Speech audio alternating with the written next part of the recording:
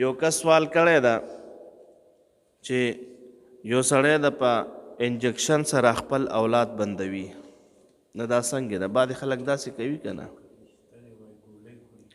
نو که چېرته دا بچی د کمې ښځې حمل شوی وي او دا 4 میاشتو ته رسیدلی وي، 4 میاشتو ته، او د هغې نه پس دا په یو څه ذریعې سره چا دا بچی مړ کو او حمل یې ضایع کو، نو علماء کرام فرمایي دغه پلاره قاتل ده او دا ډاکټر هم قاتل ده، او که د مور ورسره په رضا وي نو دا هم قاتله ده. نبی کریم صلی الله علیه وسلم مبارک فرمایي کله چې د 4 میاشتو شي نو ده ته فرشته راشي. دغه وخت کې د ده نه د انسان دا ټوکړه انسان ته نه جوړ شوی وي، ډانچه ته جوړه وي، فرشته ورته راشي بکتب رزقه، ده ته رزق لیکي، 4 کلمات ورته لیکي.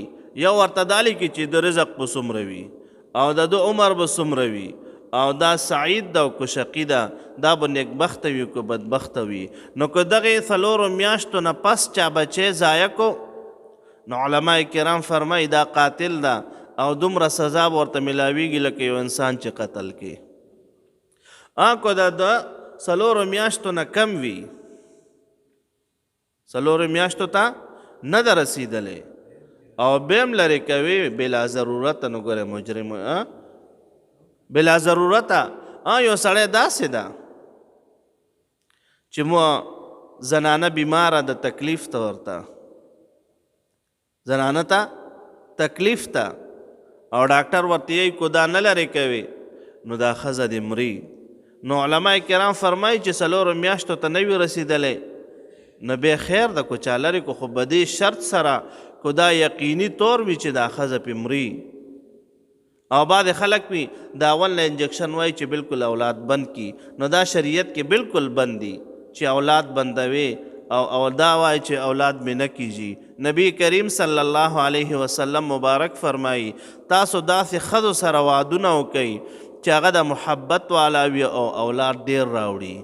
او پیغمبر علیه السلام مبارک فرمایي زه به ګورئ په یو ټوکړې باندې د خپل امت فخر کومه.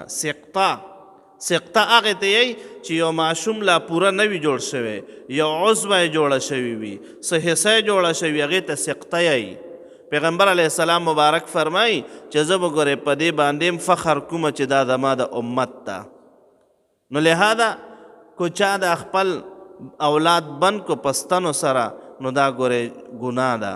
ما درته وي که یو سړی ده ښځه بیماره ده او ډاکټران مسلمانان ډاکټران ورته وایي چې ګورئ لکه ته دا بچي مه راوړه او تکلیف ته درته، نو دا بیا خیر ده که دې دوایي وکړه او انجکشن یې وکړو او بچی بند کړل نو هغې دپاره شریعت مبارک اجازت ورکوي.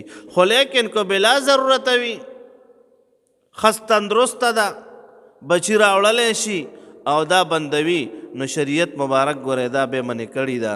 او یا یو سړی وي اخمه بیبي وي او د هغه حمل ضایع کوي خو د 3 میاشتو نه مخکې هسې بسې، نو شریعت مبارک ګورئ دا اجازت نه ورکوي.